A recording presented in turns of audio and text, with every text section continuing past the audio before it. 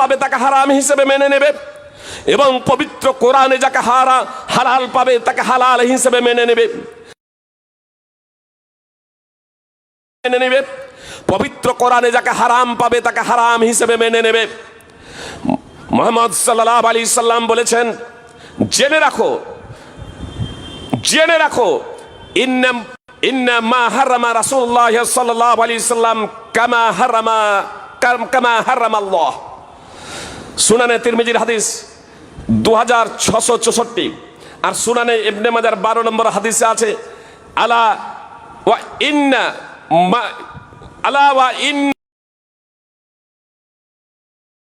হারামাল্লাহ। ভাবার্থ একই। জেনে রাখো নিশ্চয় মুহাম্মদ সাল্লাল্লাহু আলাইহি সাল্লাম যা হারাম করেছেন তা আল্লাহর হারামকৃত বিষয়ের মতোই। আল্লাহ যা হারাম করেছেন তার যতটা গুরুত্ব, আল্লাহ যা হারাম করেছেন অবৈধ করেছেন তার যে মানদণ্ড মাহাত্ম্য মর্যাদা, মুহাম্মদ সাল্লাল্লাহু আলাইহি সাল্লাম যে হারাম করেছেন তারও মান একই। আল্লাহর হারামকৃত বিষয় আর মুহাম্মদ সাল্লাল্লাহু আলাইহি সাল্লামের হারামকৃত বিষয় উভয়ের মান এক, ভিন্ন ভিন্ন নয়। তার কারণে ওকে কোরআন দেওয়া হয়েছে এবং কোরআনের মতোই অনুরূপ, কোরআনের সাথে তারই অনুরূপ। আলা ইন্নী উতিতুল কুরআন ওয়া মিসলাহু মাআহ, মিসল সেম। রাসূল সাল্লাল্লাহু আলাইহি সাল্লাম বলছেন আমাকে কোরআন দেওয়া হয়েছে আর কোরআনের সাথে তারই মতো, কোরআনের সাথে তারই মতো। এজন্য আল্লাহ তাআলা বলছেন ইন্না নাহনু নাযালনা যিকরা ওয়া ইন্না লাহু লাহাফিজুন। সূরা হিজর 15 নম্বর সূরা 9 নম্বর আয়াত আল্লাহ বলছেন ইন্না নাহনু নাযালনা যিকরা ওয়া ইন্না লাহু লাহাফিজুন। আল্লাহ বললেন না কোরআন আমি অবতীর্ণ করলাম, শুধু কোরআন বললে শুধু কোরআনকেই সম্পৃক্ত করত। জিকির বললেন পবিত্র কোরআন এবং সুন্নাহ, ওহিয়ে মাতলু এবং ওহিয়ে গায়র মাতলু উভয়ের সংরক্ষণের দায়িত্ব স্বয়ং মহান আল্লাহ তাআলা নিয়েছেন। আর আলহামদুলিল্লাহ বাতিলপন্থী যুগে যুগে মুসলিম জাতিকে, উম্মতে মুসলিমাকে বিভ্রান্ত করার ষড়যন্ত্রে লিপ্ত হয়েছে। ইবলিশ নানা কৌশল এবং ষড়যন্ত্র অবলম্বন করেছে।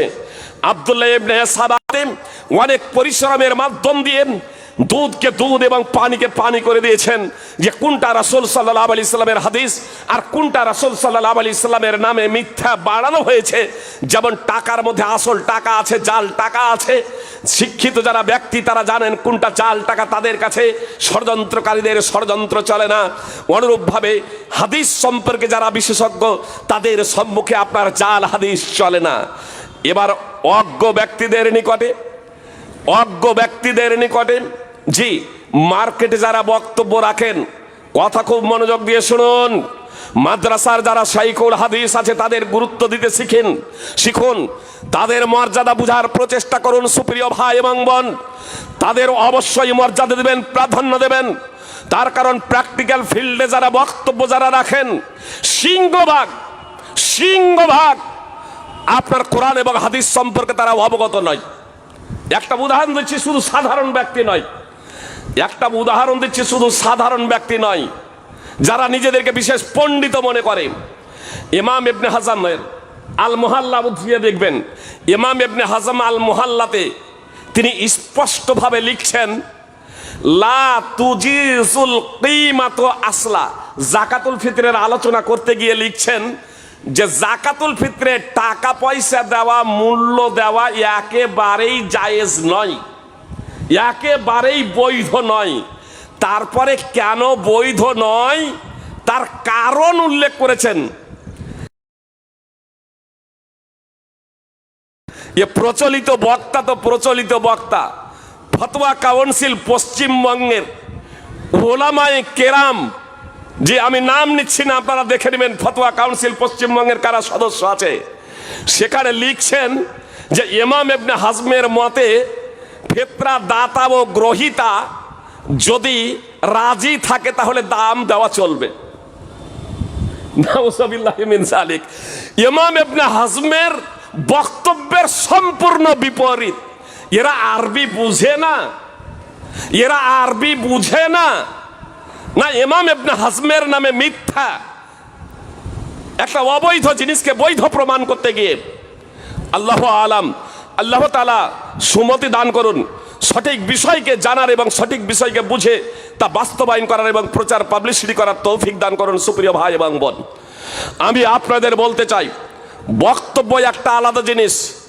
বাংলায় বইপত্র বের হয়ে গেছে, উর্দুতে বইপত্র বের হয়ে গেছে, দু চারটা কোরআন এবং হাদিসের আয়াত, দু চারটা কোরআন এবং হাদিস মুখস্থ করে নিয়ে সাধারণত বক্তব্য দেওয়া যায়।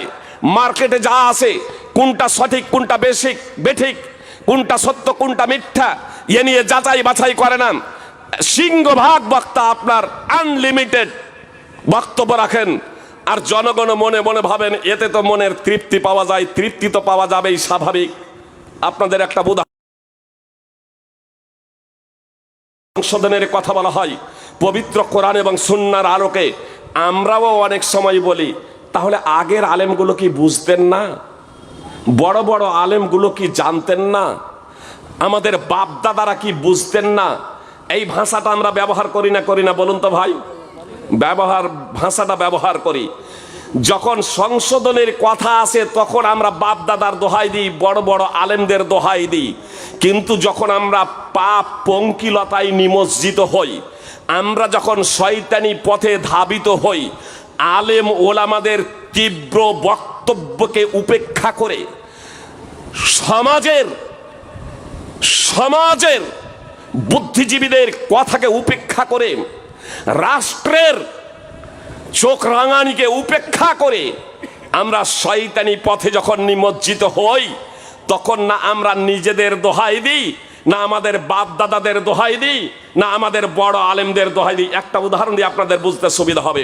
এখানে যারা বয়স্ক লোক বসে আছেন, বলেন যে আপনাদের যখন বিয়ে হয় তখন আপনারা পণ নিয়েছিলেন? একটা লোক হাত উঠান দেখে।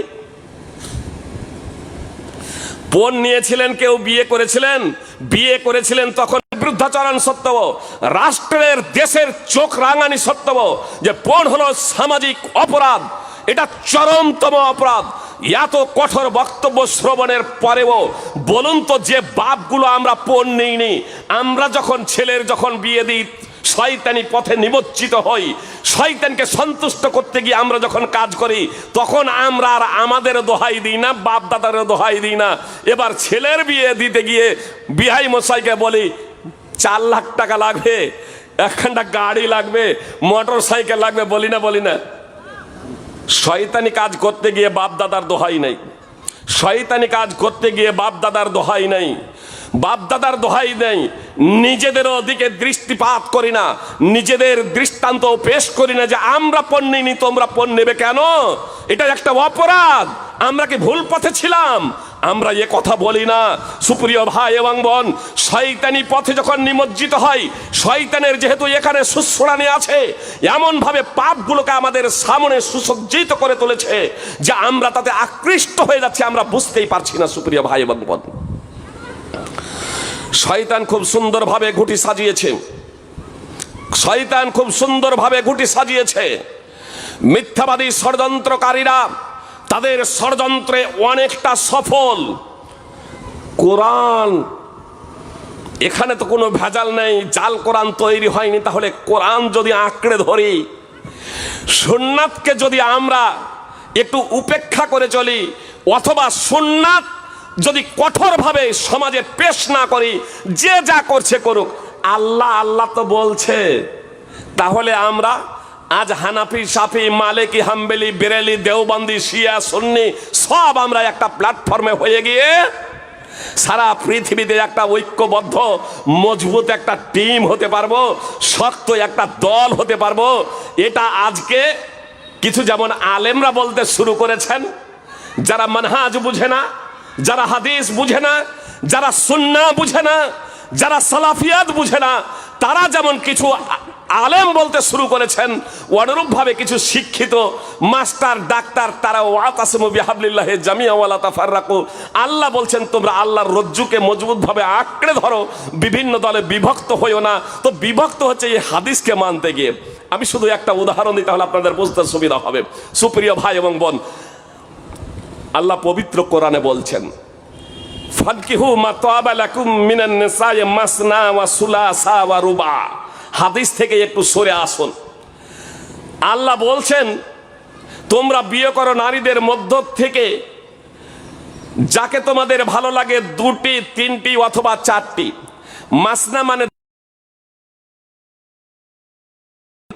রোবা মানে চার চার, মানে নারীদের মধ্য থেকে যাকে তোমাদের ভালো লাগে, দুই দুই, তিন তিন, চার চার তোমরা বিয়ে করো। ওয়াও দিয়ে সব আলোচনা করা হয়েছে। ওয়াও একত্রকরণের জন্য আরবিতে সাধারণত ব্যবহার করা হয়ে থাকে। তো এখন এর অর্থ কি হবে? তাহলে দুই দুই মানে চার, আর তিন তিন ছয় মানে 10, আর চার চার 8 মানে 18। একজন বলছে 18টা পর্যন্ত বিয়ে করা যায়, বলছে না, তিন তিন মানে 3, আর চার চার মানে 4, তাহলে 2 3 5 আর 4 9টা পর্যন্ত বিয়ে করা যায়। একজন আবার বলছে না, আসলে ওয়াও এর অর্থ হলো এখানে আও, মানে 2 অথবা 3 অথবা 4টা পর্যন্ত বিয়ে করা যায়। কয়টা দল তৈরি হলো? সমস্যার সমাধান কি? সমাধান কোন পথে? আলেমের সমাধান দিতে পারে হাদিস ছাড়া, সুন্নাহ ছাড়া এর সমাধান দেওয়া সম্ভব? কখনো সম্ভব নয়। সুপ্রিয় ভাই এবং বোন, যারা বলে আমরা কোরআন মানে হাদিস মানি না, প্রচুর আছে। শুধু একটা কথা আপনাদের বলে দিই, শুধু এটা তারা মুখে বলে। মার্কেটে গিয়ে যখন মাছ কিনে নিয়ে আসে, তুমি যদি হাদিস যদি না মানো, মার্কেটের ওই মরা মাছ কেন কিনে নিয়ে আসো? আমার নিকটে বৈধ, আমি তো হাদিস মানি, তুমি তো হাদিস মানো না। আল্লাহ তো কোরআনে মৃতকে হারাম করেছেন, তাহলে তুমি ওই মরা মাছটা কেন কিনে খাও? তুমি একদিকে ফতোয়া দাও শুধু কোরআন মানে হাদিস মানি না, আর তারপরে তুমি মরা মাছ কিনে খাও। একবারও জিজ্ঞেস বলো না যে এই মরা মাছ হারাম? আসলে এরা হলো চরমতম অজ্ঞ, চরমতম অজ্ঞ। সমাধান কোন পথে? সমাধান সম্ভব নয় হাদিস ছাড়া। আরে আল্লাহ তো কোরআন অবতীর্ণ করলেন। আল্লাহ বলছেন ওয়ামা আনজালনা আলাইকাল কিতাবা ইল্লা লিতুবাইয়িনা লাহুমুল্লাযী ইখতালাফু ফীহি। সূরাতুন নাহল 16 নম্বর সূরার 64 নম্বর আয়াতের অংশ বিশেষ। আল্লাহ তাআলা বললেন মুহাম্মদ সাল্লাল্লাহু আলাইহি সাল্লাম, তোমার উপরে আমি শুধুমাত্র এই জন্যই পবিত্র কোরআন অবতীর্ণ করেছি যে তারা যে সমস্ত বিষয়ে মতানক্য করছে, যে সমস্ত বিষয়ে মতভেদ করছে, সেই মতভেদ ও মতানক্যের তুমি সমাধান করে দিবে সুস্পষ্টভাবে। আল্লাহ বলছেন মুহাম্মদ সাল্লাল্লাহু আলাইহি সাল্লামকে, মানুষ যে সমস্ত বিষয়ে মতভেদ করে, মানুষ যে সমস্ত বিষয়ে মতানক্য করে, মানুষ যে সমস্ত বিষয় নিয়ে সমস্যায় জর্জরিত, সেই সমস্যার সমাধান করার জন্য আমি পবিত্র কোরআন অবতীর্ণ করেছি। তুমি এই পবিত্র কোরআনের তুমি ব্যাখ্যা বিশ্লেষণ করে দাও, ব্যাখ্যা বিশ্লেষণের মাধ্যম দিয়ে তাদের সমস্যাকে দূর করে দাও। পবিত্র কোরআন অবতীর্ণ করেছি, তুমি তাদের সামনে ব্যাখ্যা বিশ্লেষণ করে দাও। ওয়ামা আনজালনা আলাইকাল কিতাবা ইল্লা লিতুবাইয়িনা, তুমি বাইয়িন ব্যাখ্যা বিশ্লেষণ করো। এই পবিত্র কোরআন অবতীর্ণ করলাম, এই পবিত্র কোরআনের তুমি ব্যাখ্যা বিশ্লেষণ করে তাদের সমস্যার সমাধান করে দাও। আল্লাহ বলছেন সমস্যার সমাধান করে দাও। মুহাম্মদ সাল্লাল্লাহু আলাইহি সাল্লামকে মুহাম্মদ সাল্লাল্লাহু আলাইহি সাল্লাম সমস্যার সমাধান করে দিলেন। সুপ্রিয় ভাই এবং বোন, আর আজকে আমি আর আপনি বলছি তাহলে এত দল, এত উপদল, এত মতবাদ কেন? সমস্যার সমাধান হয় না কেন? আসুন, সমস্যার সমাধান আমরা নিব তবেই তো, যে সমস্যার সমাধান আমরা নিব তবেই তো। আল্লাহ বললেন ইয়া আইয়ুহাল্লাযীনা আমানু আতিউল্লাহ ওয়া আতিউর রাসূলা ওয়া উলিল আমরি মিনকুম। হে ঈমানদারগণ, তোমরা আল্লাহর আনুগত্য করো, তোমরা রাসূলের আনুগত্য করো। দেখুন, আতিউ শব্দটা আল্লাহর জন্য আল্লাহ তাআলা ব্যবহার করছেন।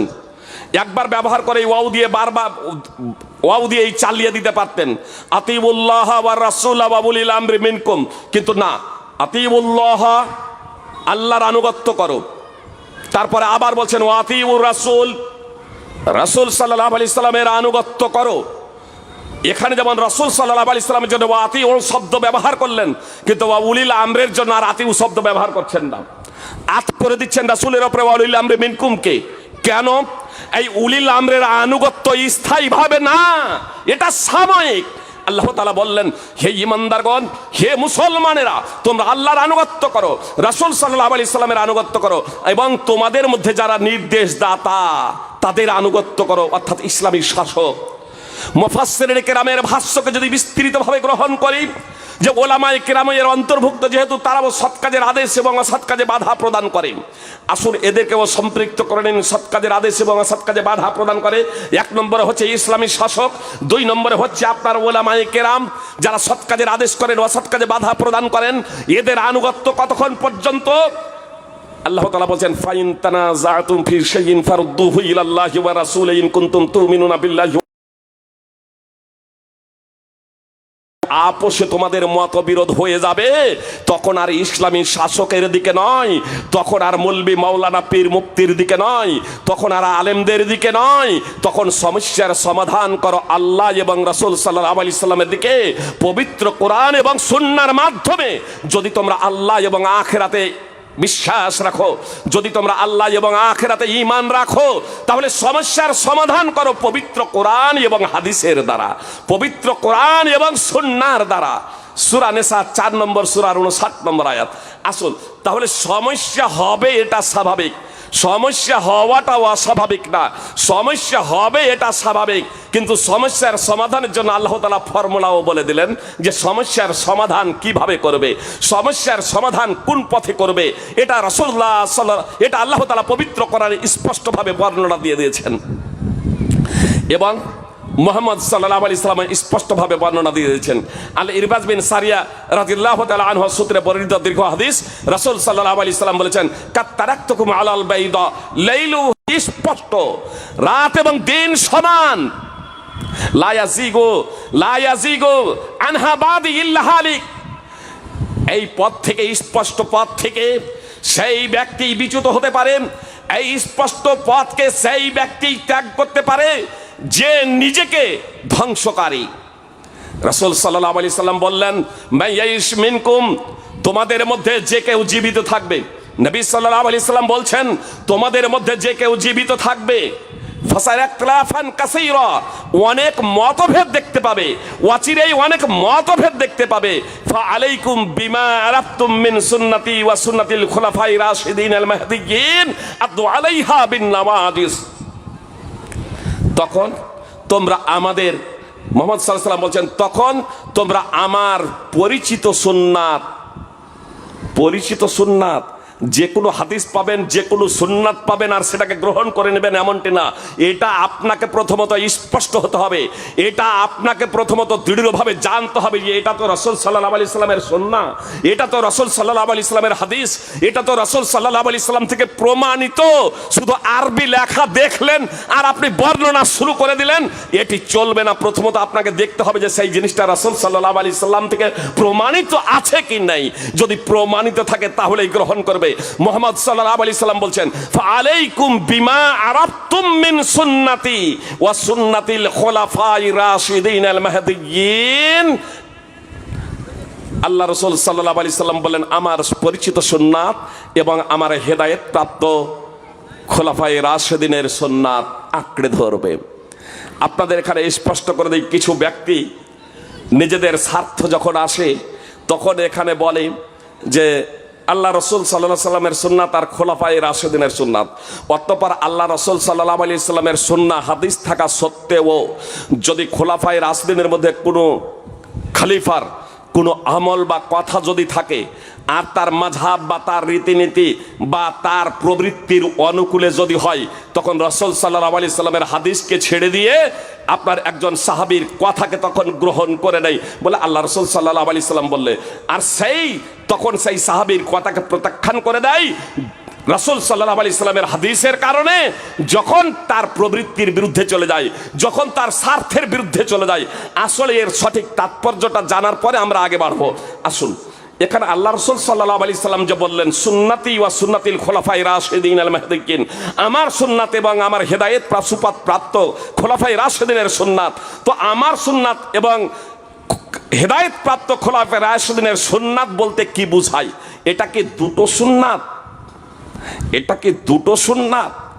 ইয়াকুব আলাইহিস সালাম তার পুত্রদের বলেছিলেন, ইয়াকুব আলাইহিস সালাম তার জীবনের শেষ পর্যায়ে পুত্রদেরকে বলেছিলেন, মা তা'বুদুনা মিন বাদি, আমার পরে তোমরা কার ইবাদত করবে? কলু, তখন তার পুত্রেরা বলেছিল, না'বুদু ইলাহাকা ওয়া ইলাহা আবাইকা ইব্রাহিম ওয়া ইসমাঈল ওয়া ইসহাক, আমরা আপনার এলা, আপনার উপাস্যের, আপনার মাবুদের এবং আপনার বাপদাদা ইব্রাহিম ইসমাইল উপাসনা করব।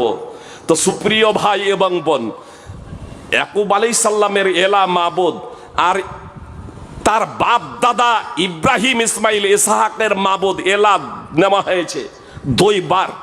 তো আলাদা আলাদা না একই? বলবেন ফাইজি সাহেব, আল্লাহ তো আগেই বলে দিয়েছেন এলাহ ওয়াহিদা, একই এলাহ, আপনি ওইটুকু পড়ছেন না কেন? সূরা বাকারা 2 নম্বর সূরার 133 নম্বর আয়াত, ওইটুকুও পড়েন। তো সুপ্রিয় ভাই এবং বোন, ফাআলাইকুম বিমা আরাফতুম মিন সুন্নতি ওয়া সুন্নাতিল খুলাফায়ে রাশিদিন আল মাহদিয়্যিন বলে ছেড়ে দিচ্ছেন কেন? আপনি আগে পড়েন না, আদু আলাইহা বিন নওয়াজিজ। এখানে যেমন আল্লাহ তাআলা স্পষ্ট করে দিয়েছেন একই এলা, ভিন্ন এলা নয়, মুহাম্মদ সাল্লাল্লাহু আলাইহি সাল্লাম স্পষ্ট করে দিয়েছেন আদু আলাইহা বিন নওয়াজিজ। যদি রাসূল সাল্লাল্লাহু আলাইহি সাল্লামের সুন্নাহ আলাদা হতো আর খোলাফায়ে রাশিদিনের সুন্নাহ আলাদা হতো, তাহলে আলাইহিমা দ্বিবচন, হিমা সর্বনাম পদ দ্বিবচন ব্যবহৃত হতো। কিন্তু দ্বিবচন সর্বনাম পদ ব্যবহৃত না হয়ে না করে রাসূল সাল্লাল্লাহু আলাইহি সাল্লাম হা জি সর্বনাম পদ এক বচন ব্যবহার করেছেন। অর্থাৎ মুহাম্মদ সাল্লাল্লাহু আলাইহি সাল্লামের সুন্নাতই হচ্ছে মেন সুন্নাত। খোলাফায়ে রাশিদিনের দিকে যে সুন্নাতকে সম্পৃক্ত করেছেন, এর তাৎপর্য কি? মুল্লা আলী কারি হানাফি মিশকাতের ভাষ্য মিরকাতুল মাফাতিতে লিখছেন যে রাসূল সাল্লাল্লাহু আলাইহি সাল্লাম খোলাফায়ে রাশিদিনের দিকে যে সুন্নাতের সম্পৃক্ততা করেছেন, ইজাফত করেছেন, তো এটা এজন্যই যে খোলাফায়ে রাশিদিন রাসূল সাল্লাল্লাহু আলাইহি সাল্লামের সুন্নাতের উপরে আমল করেছেন। এই কারণে এই কারণে যে সাহাবায়ে কেরাম রাসূল সাল্লাল্লাহু আলাইহি সাল্লামের সুন্নাত থেকে দলিল সাব্যস্ত করেছেন এবং তাকে গ্রহণ করেছেন এবং তার প্রতি আমল করেছেন। এজন্যই এ কথাই আব্দুর রহমান মুবারাকপুরি রাহিমাহুল্লাহ তিরমিজির ভাষ্য তোহফাতুল আহওয়াজিতে এ কথাই উল্লেখ করেছেন। আর গ্রামাটিক্যাল হিসেবে যদি দেখেন, প্রথমটা যদি মারেফা যদি হয় আর দ্বিতীয়টাও যদি মুআররাফ বিল লাম বা ইজাফার মাধ্যমে মারেফা যদি হয়, তাহলে দ্বিতীয়টা থেকে উদ্দেশ্য প্রথমটাই, অর্থাৎ প্রথমটা থেকে যা উদ্দেশ্য ছিল দ্বিতীয়টা থেকেও তাই উদ্দেশ্য। এ কথাই আপনার উসুলের বইয়েও লেখা আছে সুপ্রিয় ভাই এবং বোন। তাহলে উসুলের মানদণ্ডে গ্রামেটিক্যাল হিসেবে সার্বিক সমস্ত দিক দিয়েই এবং হাদিসের ভাষ্যকারেরা যা ব্যাখ্যা বিশ্লেষণ করেছেন, উভয়ের মানদণ্ডে নবী সাল্লাল্লাহু আলাইহি সাল্লামের সুন্নাতই খোলাফায়ে রাশিদিনের সুন্নাত, পৃথকভাবে সুন্নাত নয়। সুনানে ইবনে মাজাহ, মুসনাদ আহমদে হাদিসটি রয়েছে, সুনানে তিরমিজি এবং বিভিন্ন হাদিস গ্রন্থে হাদিস রয়েছে, সুনানে ইবনে মাজাহ হাদিস নম্বর 43। সুপ্রিয় ভাই এবং বোন, এখানে একটা বিষয় আরো স্পষ্ট করে দিই। তাহলে রাসূল সাল্লাল্লাহু আলাইহি সাল্লামের সুন্নাত, এখানে হানাফি, শাফি, মালিকি, হাম্বলি, হানাফি, শাফি, মালিকি, হাম্বলি, মুহাদ্দিসিনে কেরাম এবং উসুলবিদ, কথা খুব মনোযোগ দিয়ে শুনুন। হানাফি, শাফি, মালিকি, হাম্বলি, মুহাদ্দিসিনে কিরাম এবং উসুলবিদ সকলেই এ বিষয়ে একমত যে রাসূল সাল্লাল্লাহু আলাইহি সাল্লামের সুন্নাহ অর্থাৎ রাসূল সাল্লাল্লাহু আলাইহি সাল্লামের হাদিসের বিপরীতে নবী সাল্লাল্লাহু আলাইহি সাল্লাম থেকে কোনো হাদিস যদি বিশুদ্ধ সূত্রে প্রমাণিত হয়ে যায়, তাহলে সেই হাদিসের বিপরীতে কোনো সাহাবীর কথা বা কর্ম গ্রহণযোগ্য নয়। কোনো সাহাবী বা কোনো সাহাবীর কথা এবং কর্মকে নবী সাল্লাল্লাহু আলাইহি সাল্লামের হাদিসের বিপরীতে পেশ করা যাবে না। সুপ্রিয় ভাই এবং বোন, সময়ের দিকে লক্ষ্য রেখে আমি আপনাদের সম্মুখে রেফারেন্স পেশ করছি না। এটা ঐক্যমত, এটা সকলের নিকটেই একটা মূল নীতি। হানাফি, শাফি, মালিকি, হাম্বলি তথা আহলে সুন্নাহ ওয়াল জামাআহ, উসুলবিদ এবং মুহাদ্দিসিনে কেরাম সকলেই এ বিষয়ে ঐক্যমত পোষণ করেছেন যে রাসূল সাল্লাল্লাহু আলাইহি সাল্লামের হাদিসের বিপরীতে কোন ইমাম, মুফতি, আলেমের উমুক তুমুকের কথা তো দূরের কথা, সাহাবীদের কথাও পেশ করা যাবে না। তাহলে ঐক্যবদ্ধ হওয়া যাবে না? যাবে না। সমস্যাটা কোথায় হচ্ছে জানেন? বিভেদটা কোথায় হচ্ছে জানেন? আসলে নবী সাল্লাল্লাহু আলাইহি সাল্লামের সুস্পষ্ট হাদিস থাকা সত্ত্বেও আমরা যখন উমুক তুমুকের কথা পেশ করি তখন সমস্যা হয়, তখন মতভেদ হয়, তখন আমাদের মধ্যে দল উপদল তৈরি হয়, তখন আমাদের মধ্যে বিভিন্ন গোত্র এক অপরের মধ্যে হিংসা বিদ্বেষ এসবগুলো তৈরি হয়। আর এটা হওয়াটা স্বাভাবিক। আমি আপনি যতই মনে করি যে আমরা হিংসা বিদ্বেষ তৈরি করব না, যতক্ষণ পর্যন্ত কোরআন এবং সুন্নাহকে আমরা একাগ্রচিত্তে আঁকড়ে না ধরবো ততক্ষণ পর্যন্ত আমাদের মাঝে হিংসা বিদ্বেষ থাকবে। এটাই চূড়ান্ত বাস্তব। নবী সাল্লাল্লাহু আলাইহি সাল্লাম বলেছেন, ওয়ামা লাম তাহকুম আইম্মাতুহুম বিকিতাবিল্লাহি ওয়া ইয়াতাখায়্যারু মিম্মা আনজালাল্লাহু ইল্লা জাআলাল্লাহু বাসাহুম বাইনাহুম। নবী সাল্লাল্লাহু আলাইহি সাল্লাম বলেছেন, যখন উলামায়ে কেরাম, যখন ইসলামী শাসক, যখন ইসলামিক কাজী, যখন আলেম ওলামা আল্লাহর কিতাব পবিত্র কোরআন অনুযায়ী ফাইসালা করবেন না, আল্লাহ যা অবতীর্ণ করেছেন তা গ্রহণ করবে না। আল্লাহ যা অবতীর্ণ করেছেন তা দুটো, একটা হলো পবিত্র কোরআন ওহিয়া মাতলু, আর একটা হলো ওহিয়া গায়র মাতলু হাদিস সুন্নাহ। তো কোরআন এবং হাদিস অনুযায়ী যখন ফাইসালা করবে না ইসলামী শাসক, কাজী, আলেম ওলামা, ধর্মীয় পণ্ডিতেরা যখন কোরআন এবং সুন্নাহকে গ্রহণ করবে না, মুহাম্মদ সাল্লাল্লাহু আলাইহি সাল্লাম বলছেন, ইল্লা জাআলাল্লাহু বাসাহুম বাইনাহুম, আল্লাহ তাআলা তাদের মধ্যে আপোষে বিভেদ সৃষ্টি করে দেবেন। সুনানে ইবনে মাজাহ হাদিস নম্বর 4019। আমি আপনি চাই ঐক্য, আমি আপনি চাই একতা, কোরআন এবং সুন্নাহকে ছাড়াই। আর মুহাম্মদ সাল্লাল্লাহু আলাইহি সাল্লাম বলছেন এটা অসম্ভব, আল্লাহ তোমাদের মাঝে বিভেদ সৃষ্টি করবে। দেখছেন না আজ 52টা মুসলমান দেশ, 52টা মুসলমান বক্তাতে ঝগড়া, মুফতিতে ঝগড়া, পীরে ঝগড়া, শাশুড়ি বইয়ে ঝগড়া, জায়ে ননদে ঝগড়া, বাপ বেটাতে ঝগড়া, শ্বশুর জামাইয়ে ঝগড়া, পাড়া প্রতিবেশীতে ঝগড়া, বন্ধুতে মারামারি, বান্ধবীতে রক্তপাত, এ সবগুলো মহরাও হচ্ছে। এর অন্যতম কারণ মুহাম্মদ সাল্লাল্লাহু আলাইহি সাল্লামের অমীয় বাণী। যদি কোরআন এবং সুন্নাহকে গ্রহণ না করো তাহলে আল্লাহ তোমাদের মাঝে বিভেদ সৃষ্টি করে দেবেন, আল্লাহ তোমাদের মাঝে বিভেদ সৃষ্টি করে দেবেন। আজ আমাদের মাঝে বিভেদ আছে, কোরআন এবং সুন্নাহকে আমরা একাগ্রচিত্তে বিশুদ্ধ অন্তঃকরণে গ্রহণ করতে পারি নাই। সুপ্রিয় ভাই এবং বোন, এজন্য আপনাদেরকে বলবো যে এই সুন্নাহকে আঁকড়ে ধরা কতটা গুরুত্বপূর্ণ, যে এই সুন্নাহকে ছাড়া জান্নাতে যাওয়া সম্ভব নয়, সম্ভব না।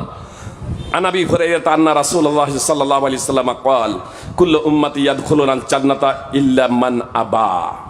মুহাম্মদ আবু হুরায়রা রাদিয়াল্লাহু তাআলা আনহু বর্ণনাকারী, রাসূল সাল্লাল্লাহু আলাইহি সাল্লাম বলেছেন, আমার উম্মতের সকলেই জান্নাতে যাবে, আমার উম্মতের সকলেই জান্নাতে যাবে, তবে যে অস্বীকার করেছে। ক্বালু ইয়া রাসূলুল্লাহ ওয়া মান ইয়াবা। সাহাবায়ে কেরাম বলছেন, হে আল্লাহর রাসূল, কে অস্বীকার করবে? সুপ্রিয় ভাই এবং বোন, কথা খুব মনোযোগ দিবেন রাসূল সাল্লাল্লাহু আলাইহি সাল্লামের অমীয় বাণীর প্রতি।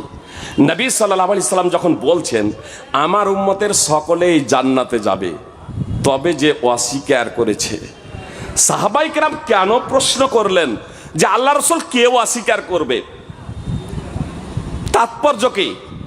নবী সাল্লাল্লাহু আলাইহি সাল্লামকে অস্বীকার, নবী সাল্লাল্লাহু আলাইহি সাল্লামকে অস্বীকার, নবী সাল্লাল্লাহু আলাইহি সাল্লামের সুন্নাতকে অস্বীকার, নবী সাল্লাল্লাহু আলাইহি সাল্লামের সুন্নাতকে না মানার অস্বীকার। সাহাবায়ে কেরাম কি বুঝেছিলেন?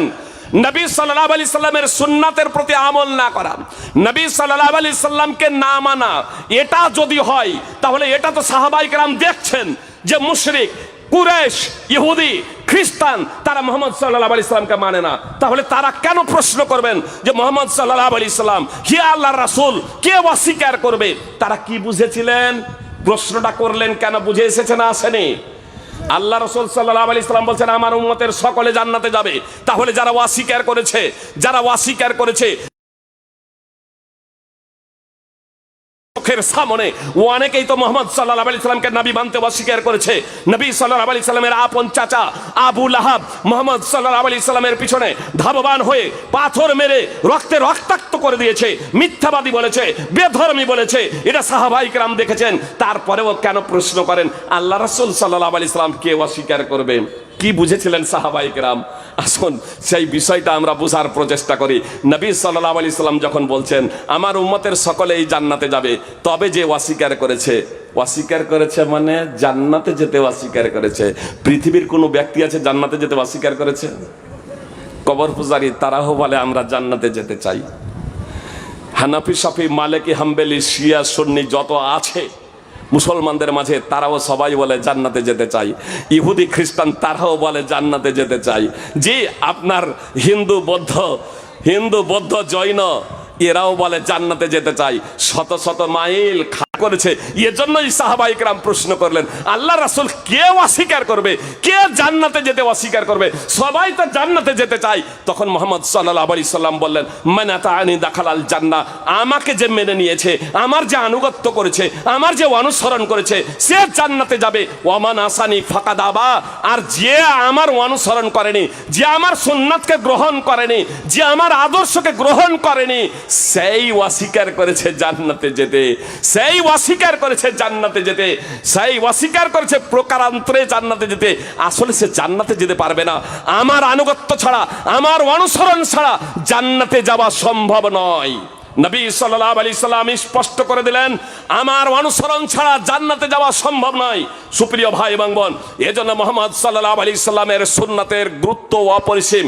আল্লাহ তাআলা সহিহ বুখারী হাদিস নম্বর ৭২৮০ আল্লাহ তাআলা পবিত্র কোরআনে স্পষ্টভাবে ঘোষণা দিয়েছেন, মান ইউতি'ir রাসূলা ফাকাদ আতা আল্লাহ ওয়া মান তাওয়াল্লা ফামা আরসালনাকা আলাইহিম হাফিযা। সূরা নিসা ৪ নম্বর সূরার ৮০ নম্বর আয়াত। আল্লাহ তাআলা বলেন, যে কেউ রাসূল সাল্লাল্লাহু আলাইহি সাল্লামের অনুসরণ করে সে আল্লাহরই অনুসরণ করে, যে রাসূল সাল্লাল্লাহু আলাইহি সাল্লামের আনুগত্য করে সে আল্লাহরই আনুগত্য করে। আর যে বিমুখ হয় তো মুহাম্মদ সাল্লাল্লাহু আলাইহি সাল্লাম আপনাকে আমি তাদের উপর দারোগা করে প্রেরণ করি নাই।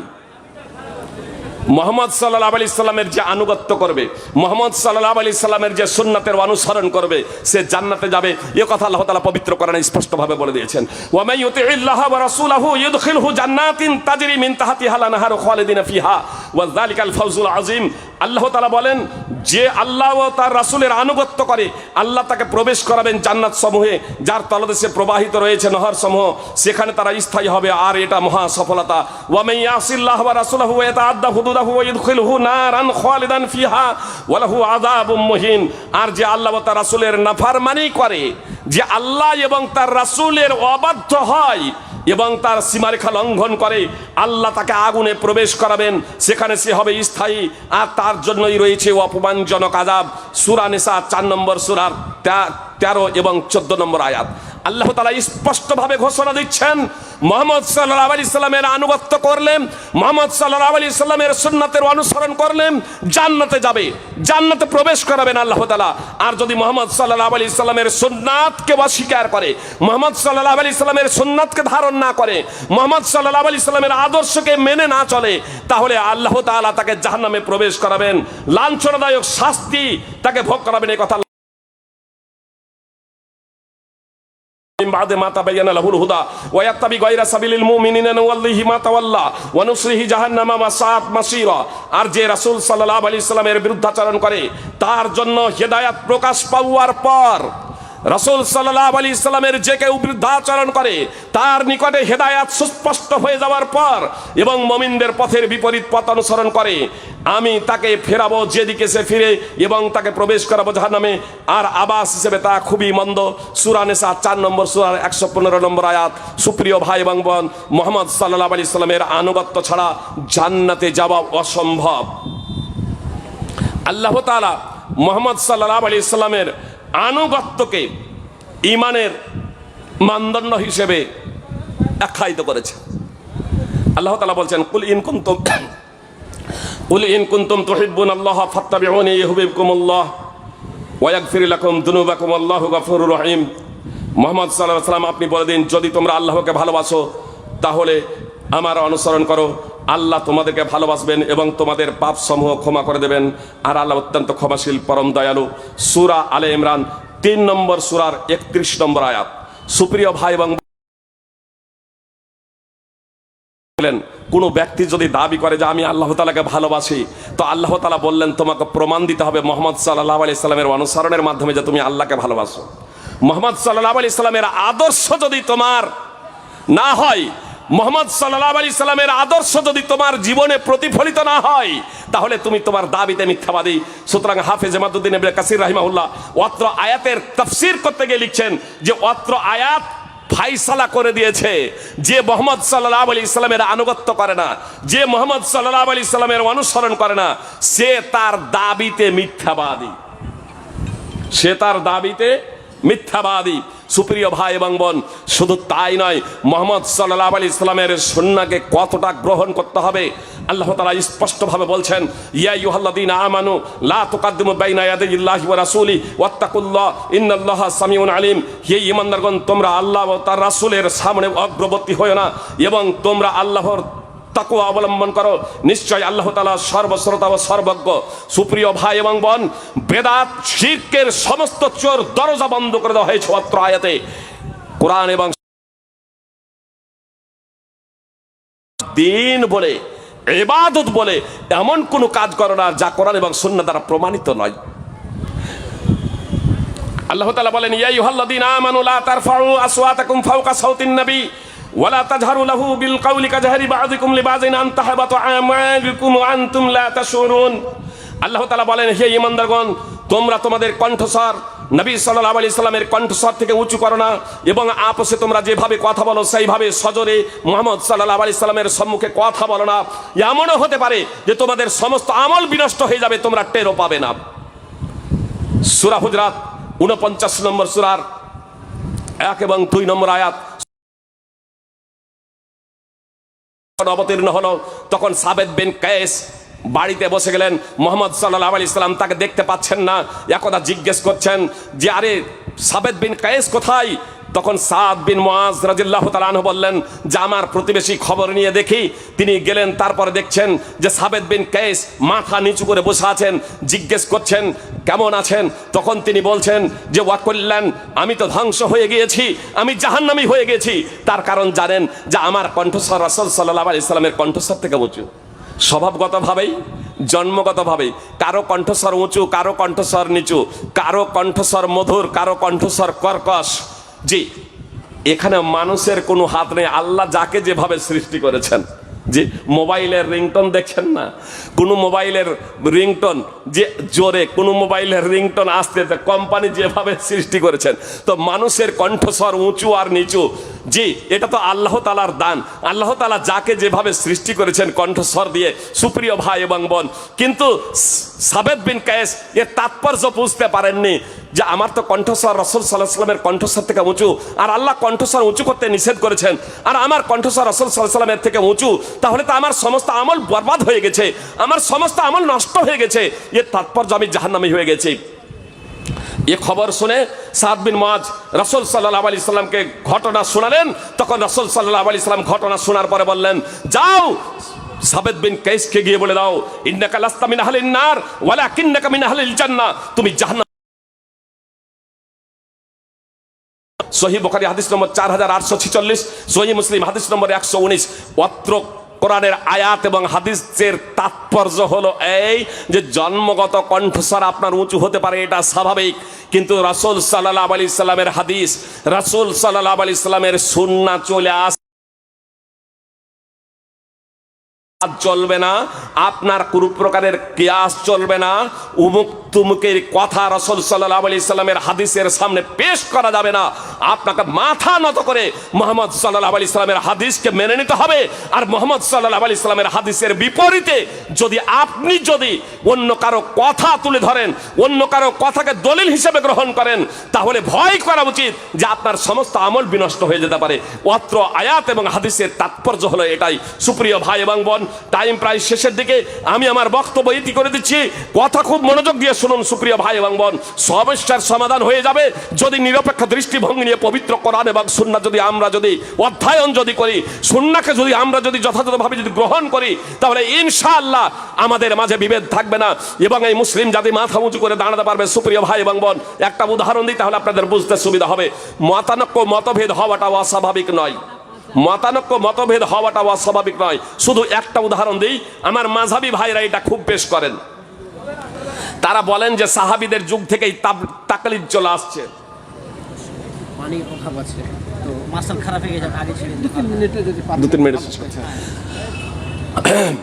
সুপ্রিয় ভাই এবং কথা একটু মনোযোগ দিয়ে শুনবেন। 2 থেকে 3 মিনিটের মধ্যে বক্তব্য এটি। তার কারণ মার্শাল খারাপ আছে, উজু হয়তো আমাদের সাইডে যে করতে যেতে হবে। কথা একটু মনোযোগ দিয়ে শুনুন, সাইডে মসজিদ আছে, কথা একটু মনোযোগ দিয়ে শুনুন। একবারে শেষ করে দিচ্ছি কথা। আমাদের মাযহাবী ভাইরা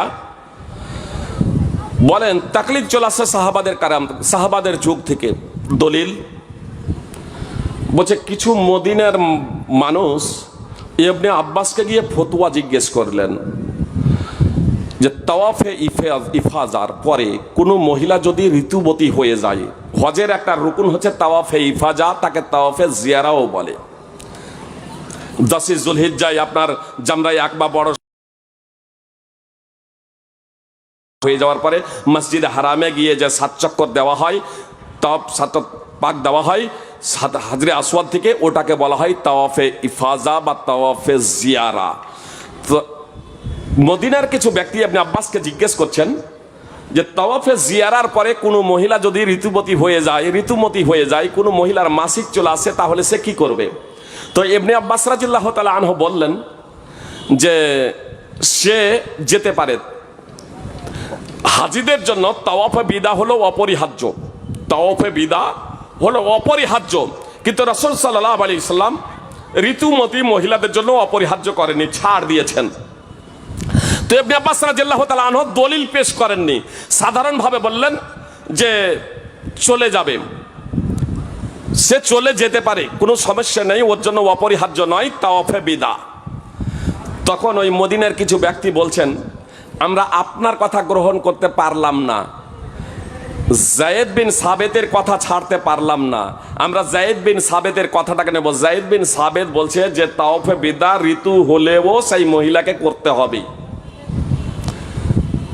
এইটুকু বলছে। দেখেন ইবনে আব্বাসের ফতোয়াকে নিলেন না যায়েদ বিন সাবেতের ফতোয়া নিলেন, তাকলিদ এখান থেকে শুরু হয়ে গেল। সমাধান যে সেই জায়গাতেই আছে, এটা তো ব্যক্তির মতকে গ্রহণ করতে গিয়ে এইটুকু হয়েছিল, কিন্তু এখানে ঘটনাটা শেষ নয়। সহিহ বুখারী, সহিহ মুসলিম, মুসনাদ আহমদ, বিভিন্ন হাদিস গ্রন্থে হাদিস রয়েছে। সুপ্রিয় ভাই এবং বোন, ইবনে আব্বাস রাদিয়াল্লাহু তাআলা আনহু বললেন যে তোমরা মদিনাতে গিয়ে উম্মে সুলাইমকে জিজ্ঞেস করবে, উম্মে সুলাইম রাদিয়াল্লাহু তাআলা আনহাকে জিজ্ঞেস করবে, কোন বলেন এই ফলা আনসারীকে জিজ্ঞেস করবে। তো উম্মে সুলাইম রাদিয়াল্লাহু তাআলা আনহাকে গিয়ে মদিনায় গিয়ে তারা জিজ্ঞেস করলো, আর ইবনে আব্বাস যে ফতোয়া দিয়েছিল সেই ফতোয়াই তারাও দিল। উম্মে সুলাইমে বলল যে আমি নিজেও ঋতুমতী হয়ে গিয়েছিলাম, হাফসাও ঋতুমতী হয়ে গিয়েছিলেন, রাসূল সাল্লাল্লাহু আলাইহি সাল্লাম আমাদেরকে তাওয়াফ বিদা না করেই যাওয়ার অনুমতি দিয়েছিলেন। মুসনাদ আহমদ, এমনকি যে যায়েদ বিন সাবেতের ফতোয়ার কারণে এরা ছাড়তে যাচ্ছিল, এরা তো সঠিকটা জানলো। যায়েদ বিন সাবেতও উম্মে সুলাইমকে যখন করলো যে এই বিষয়ে আপনার কাছে কোনো হাদিস কি আছে, তখন উম্মে সুলাইম যখন হাদিস বর্ণনা করলেন সহিহ মুসলিম হাদিস নম্বর 2813, তখন যায়েদ বিন সাবেতও তার ফতোয়া থেকে ফিরে এলেন। অর্থাৎ ইবনে আব্বাস যে ফতোয়া দিচ্ছিলেন, যায়েদ বিন সাবেতও এবার সেই ফতোয়া দিতে শুরু করলেন। হাদিস চলে আসার পরে যায়েদ বিন সাবেত তার ফতোয়াকে প্রত্যাহার করে নিলেন। এভাবে ইমামগণ তাদের ফতোয়াকে প্রত্যাহার করে নিয়েছেন, সালাফগণ এভাবেই ফতোয়াকে প্রত্যাহার করে নিয়েছেন। নবী সাল্লাল্লাহু আলাইহি সাল্লামের হাদিস পৌঁছে যাওয়ার পরে হাদিসের বিপরীতে নিজেদের মতামত বা কোনো সাহাবীর মত পেশ করেননি। সমস্যার সমাধান এই জায়গাতেই হয়েছে, এভাবেই হয়েছে। আহলে হাদিসের এটা হলো অন্যতম বৈশিষ্ট্য, সালাফিদের এটা হলো অন্যতম বৈশিষ্ট্য যে কোরআন এবং সুন্নাহ এই দুটোকে পাশাপাশি, কোরআনকে বুঝে সুন্নাহ দ্বারা এবং কোরআন এবং সুন্নাহকে বুঝে মানহাজে সালাফ দ্বারা। আল্লাহ তাআলা আমাদেরকে প্রকৃত অর্থে সুন্নাতের গুরুত্ব বুঝার, সুন্নাতের অনুসরণ করার এবং মানহাজে সালাফ অনুযায়ী কোরআন এবং সুন্নাহকে আঁকড়ে ধরার তৌফিক দান করেন। আমিন। আকুলু কাওলি হাযা আস্তাগফিরুল্লাহ লি ওয়া লাকুম ওয়া মুসলিমিন। আসসালামু আলাইকুম ওয়া রাহমাতুল্লাহি ওয়া বারাকাতুহু। জাযাকাল্লাহু আহসানাল জাযা। আমরা এতক্ষণ পর্যন্ত ফজিলাতুল শেখ আনোয়ারুল্লাহ ফয়জী সাহেবের কাছ থেকে হাফিজাহুল্লাহ অত্যন্ত মূল্যবান কথা শুনছিলাম, অনেক অজানা তথ্য আমরা জানতে পারলাম, সমৃদ্ধ হলাম। আল্লাহ তাআলা ওনার সুস্থতা দান করুন এবং হায়াত দান